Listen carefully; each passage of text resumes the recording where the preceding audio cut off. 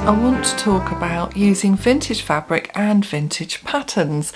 Some of the pitfalls, some of the wins, go through the plans that I have, and I want to show you some of my new finds, some of the older pieces that I have in my stash too. So lots of lovely vintage inspiration for you today. Now, before I start chatting with you about using vintage fabric and vintage patterns, I wanted to just say what I'm wearing.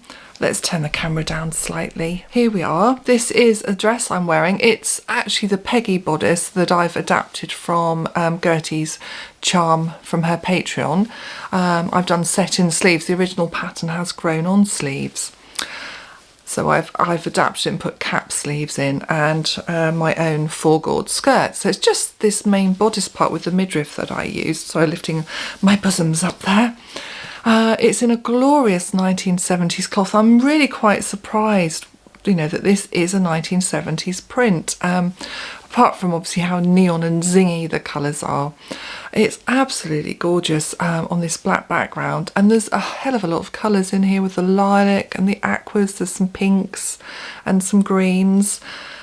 Just absolutely love it. I'm currently working on a lilac cardigan to go with this dress, but soon I won't need it because we're getting warmer, won't we? I bought this fabric from my friend Teresa, who is a vintage fabric dealer as the Antiques Dealer's Wife, so I'll put any links below. The one behind me I recently got from Donna Flower Vintage Fabrics. This is the 1940s, so I'll be talking about this one in a bit more detail. I just wanted it here to show you because it is just absolutely fabulous. And I found a few. This is a couple of the newer patterns that I've recently found. I think this was last weekend I came across these. There were so many vintage patterns in the charity shop, but I didn't take them all. I just took the ones that I wanted or needed. So I only took 3 of them. When you buy vintage patterns, there's a few things to consider. First of all, obviously, do you like the design? Often I'll buy the pattern just because I want the image on the front, like here, just as an inspiration. I love the drawings and I might want to draft something similar myself or just use parts of that pattern. Then you need to check, is it your size? It's okay if it's, say, like your high bust measurement, and then one size up or one size down because you grade it, do a full bust or small bust adjustment. But the waist to bust ratio is very different to our measurements today, so you might find you're grading up a heck of a lot at the waist. All doable, but that's often the case. I always make sure it's going to fit me around my top half. That's the most important part to get right, so if it's in the right ballpark. Now this pattern, I've got no idea of the sizing. They'll all be just one size, these vintage patterns, cut to just one size, but there's no sizing. It would have been up here. There was nothing on the envelope. So I need to go through this pattern and measure it to work out, do a toile, see how it fits and what alterations I'll need to do. So there's a bit more work with this one. The second thing you need to check is, are all the pattern pieces in there? Usually you can only do that when you get home. Now this pattern here I bought quite a while ago and I absolutely adore it, and it was the collar essentially that drew me to this pattern, and it wasn't cheap. This was like £20, this pattern. It was a very expensive one, so you would assume that the seller had checked it all through and it was complete, and I think normally they put notes on the back whether it's complete or if a bit's missing, and they hadn't, so I had to assume that this was all there. But the collar isn't in the pattern, so I've got to draft that. It's really, really irritating, and if you don't know how to draft, how to pattern cut, then you're really stumped. Bear in mind with vintage patterns is they've survived a long time, so they're quite fragile. Sometimes they've never been used, they're all folded, factory folded, and they're as crisp as anything, but the tissue paper they're on is still going to disintegrate easily, it's not going to last as well, and this is your master copy. You might never find this pattern again. So I would always suggest tracing your pattern off so that you've got a copy, and then you can put away the original in its envelope and it's all safe and secure. And you've got that to refer to in the future if you need to. The other thing, the earlier patterns will have hole perforations to mark dots on the fold grain lines. Draw in all the dots, to make darts. mark on the fold, the grain line, all of the pattern annotations that you understand. From the early 60s onwards, the patterns would have the black markings on them with the notches and everything that we understand. They wouldn't be the plain white pattern. So they're easier, you know, for our more modern eye to read and understand. Now with vintage fabrics, they come in narrower widths. The looms were narrower that wove the fabrics. So one, it helps you age a vintage fabric, you know, because looms got progressively wider as time went on from the 20s onwards. So that helps you age them a little bit. But being narrower, you know, sort of 89, 90 centimetres approximately for most of the fabrics. And our narrowest fabric now is 112 centimetres. So you know when you have a narrow fabric you need to buy more to be able to cut all your pieces out. So obviously with these you can only buy so much, they're not bought off the bolt, so I would be looking for a 90 centimetre fabric for ideally 3 meters of fabric if I can get it. If I can get 2 meters, I think, well, I can get a blouse out of that. So, you know, you've got to work around it being narrower. There also might be markings on it, you know, where it's been stored. This one is very fragile. As I said, it's from the 1940s, and there are some little tears where the fabric started to disintegrate just along the edges. So I've got to be really careful how I piece my pattern together, you know, avoiding those parts. For this fabric, I am actually, because it's so fragile and it's a very sort of see-through sort of wild, sort of chiffon-like, I'm going to gently hand wash it just to see how it manages in a gentle wash, because I don't want to go through sewing this up. I mean, it's just so utterly delightful. I will show you an overhead of this so you get some, you know, closer view. But it's so delightful. I don't want to make something with it and then it all falls to bits when I wash it. So I'm going to do a test first. I'm considering whether I underline it just to stabilise the fabric. I might have to do some repairs in some parts of it. So that's all to be decided as I go along. Now, because the fabric is narrower, that's going to lead the way in what the fabric will become, because you might have grand ideas of the blouse, the dress, the jacket that you want to make out of this vintage fabric, and then when you go to lay all your pieces out, you find you haven't got quite enough. So the fabric will often decide what it's going to become, which I find a really exciting part of the process.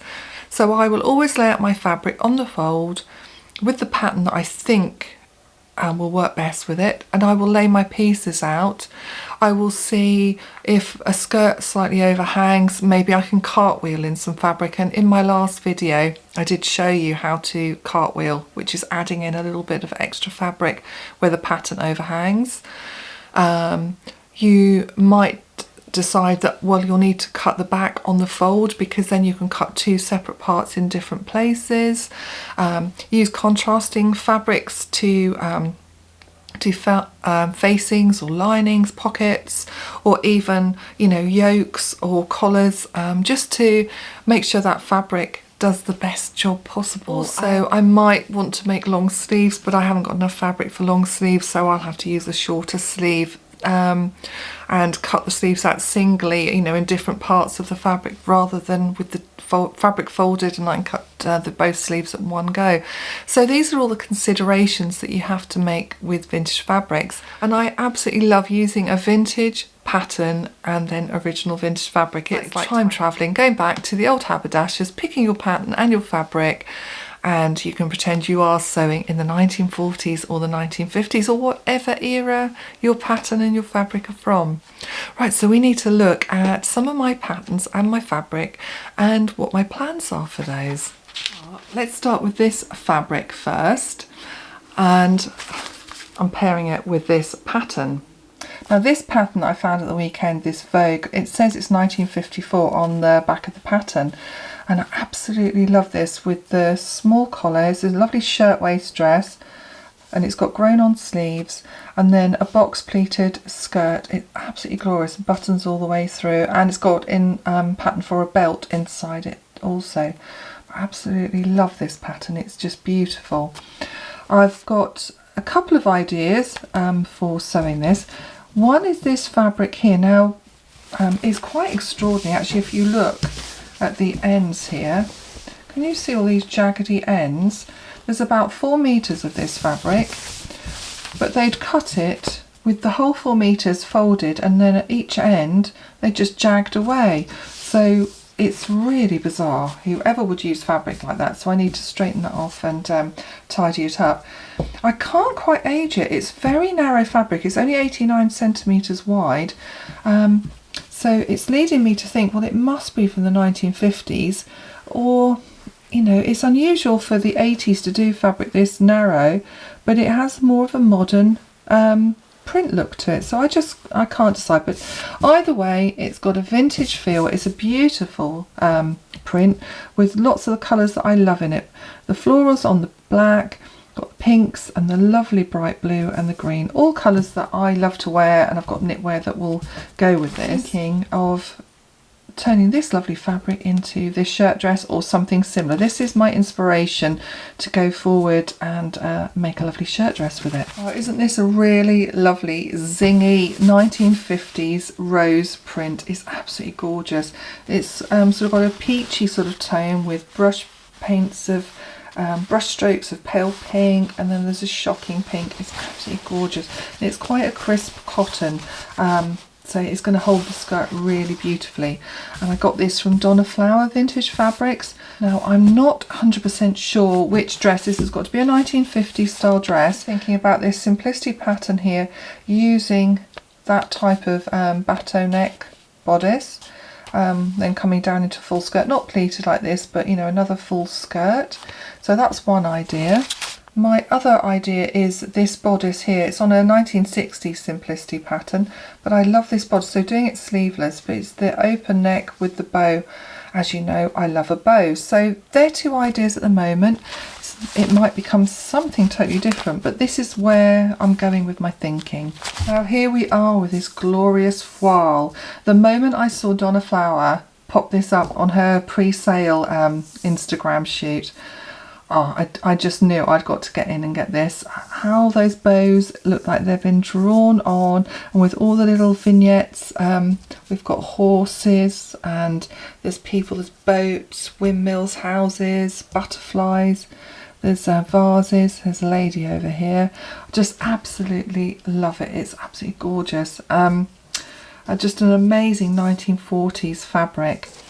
I'm thinking of either, it's got to be a blouse because I don't have much of it, so I'm either thinking of something along the lines of this style blouse, and I've made a very similar blouse from Wearing History, so something along those lines. May change the collar on it slightly, we'll see. So either that type of blouse or this one here, which I've already showed you, and I have got to draft the collar. But I love this, and this will be a late 40s pattern, this one.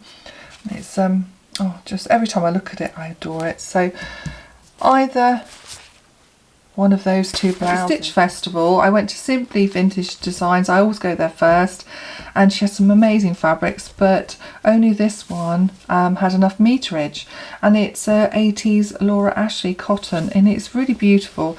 Don't know if the colours are quite me, so I'm going to have to lift it with some other strong colours just to bring it out. Maybe make more of the minty green or something like that and contrast it with red or black. But I've got a lot of this fabric, and this pattern at the weekend, this 1960s butterick, and I just love it. It's again another shirt dress. Isn't that collar amazing? I just love that deep collar. It's very much like the 60s coat pattern that I've made. So definitely going to make that up, and I think this will be a good trial run for it, and if I like it I will be making another one. This fabric I got last year at a Forgotten Fabrics sale, at an old train station near us, and it's a lovely, it comes up darker than it's showing on here on the camera. It's a really lovely rich sort of grass green, and it's got these little sort of flowers in red. They look more like leaves, but red and cream. I can't sort of age it, I think this is 40s because it's very, very narrow, and they would have only used a few colours, and it would have been a mixed repeat, so you weren't worrying about having enough fabric to, you know, have to cut it in a certain way. It would all be able to be used. Ever since I've had this fabric, I've known I want it to become a blouse. So this pattern here with the bow, but changing the sleeves to short because I don't have enough. I've laid out the pattern pieces and it's going to have to be short sleeve. I might even have to do that tie at the neck in a red or a cream, because I don't think I'm going to have enough of this fabric to cut the tie on the bias. So again, this fabric's going to lead the way on how it's going to actually end up being. Now this fabric here, let me just hold it up, it's really light. It's a 1950s. It's got a sort of silk crepe feel. It's got a silk crepe feel to it. And isn't it stunning? All of these black florals with white on this cream background. And again, I think I've got either 4 or 5 meters. I've got loads of it. I bought it from my friend Teresa at the Antique Dealer's Wife, and it's been in my cupboard for ages because it's so, so marvellous, and I don't want to make the wrong choice with it. I'm not sure if it's going to become a dress, or I might make a dressing gown from it, but I think I would line it so it's a bit warmer. You know, I don't want it to be a really sort of lightweight one that I can only wear a little bit of the year. I want it to be a glorious one. I'm undecided at the moment with this one, so I shall leave that there while I just show you another pattern that I've got. Talking of nightwear, lovely 1960s pyjama pattern from Weldon's. I'm really tempted, not for this fabric, but to make this pattern in something else. I love this one with the little short sleeve jacket and the trousers, and I think with the tie round the waist is rather lovely too. So that, while we're talking about nightwear, is another one of those patterns. So both of these fabrics here are lingerie fabrics. That I bought this one quite a while ago and this more recently, both from Donna Flower Vintage Fabrics, with the intention that they would either become slips, such as these patterns here that I've got. This one is a 1960s pattern and this one 1950s. This one I'm intrigued by because there's no zip in it, but it's so fitted, so I'm wondering how on earth you actually get it on. I think I would have to alter it to put either poppers in it or you know, a small zip. It needs something, otherwise I'd be struggling to get that on. Anyway, it's a fabulous pattern. That's Butterick and this one's Simplicity. I'm also tempted with this fabric to maybe make it into a blouse because it's not that sheer, and it just feels absolutely lovely to hold. I think that would make a really lovely blouse, and such a pretty pink. So both of those for my lingerie. And lastly, I found this pattern at the weekend, this McCall's 70s pattern. Got very much a Vampire's Wife feel, and I did see in the charity shop, the vintage charity shop, a blouse, 70s blouse that had been made by somebody, a handmade one, very much in this style with that high stand-up collar. But I don't necessarily need this pattern because I'd know how to draft it, but sometimes I buy them because I just love the artwork on them and they're there to inspire me when I've got them in my basket. So I hope you enjoyed that browse through some of my vintage fabrics. I have got a few more in the cupboard, but these are the ones that are in my head at the moment and some of my patterns that I'm going to pair them with. They won't necessarily all become these things, but it's the direction that I'm going in. There's obviously weeks and weeks of sewing involved in all of those, so I'll be able to share with you as I go along. And I wonder if I'll dare cut into these, and I hope this one survives the wash. They're just glorious. You feel like you're a custodian of the past when you have the pleasure of finding or buying vintage fabric and patterns. I'm just thrilled that they've survived the test of time. If you want to make sure you don't miss out on future videos, then please subscribe, then you'll be notified when one pops up. I know I've been a bit infrequent lately. Life has just been really, really crazy again. I've got lots that I want to tell you about, all sorts of other things, and it's getting time to film these chats for you. I really, really enjoy making them and then being here sharing with you my thoughts and my inspiration, what I'm up to. So please comment below, let me know what you think, and let everybody else know I'm here if you'd like to share. Thank you so much for joining me today. It's been really, really lovely having you here with me. I shall see you again very soon. Bye bye for now.